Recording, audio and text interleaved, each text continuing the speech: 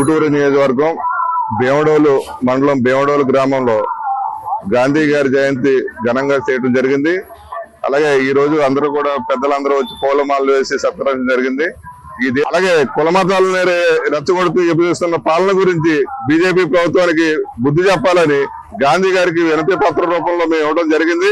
అలాగే వాళ్ళు మారకపోతే ప్రజలే బుద్ధి చెప్తారని మేము మనవి చేసుకుంటున్నాం. మన భీమడోలు గాంధీ బొమ్మ సెంటర్ యందు మన గాంధీ గారి విగ్రహం వద్ద ఆయనకి ఘన నివాళులు అర్పించి ఆయన జన్మదిన శుభాకాంక్షలు మన గ్రామ ప్రజలందరికీ కూడా తెలియపరుస్తున్నాం. అలాగే ఆయనకి మరింత విధంగా మనం అందరం కూడా పూలమాలలు వేసి ఆయన నివాళులు అర్పించి ఆయన సాధించి పెట్టిన ఈ ఫలాన్ని మనం అందరూ స్వేచ్ఛగా అనుభవించాలని, స్వేచ్ఛగా ఉండాలని అందరూ కూడా మనం కోరుకుంటున్నాం.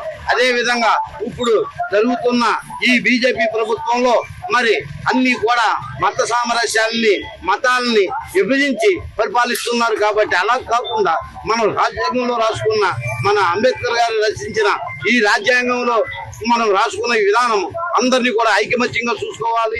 అన్ని మతాలు ఒకటే కావాలి. అందరూ ఏకభావంతో నడవాలి.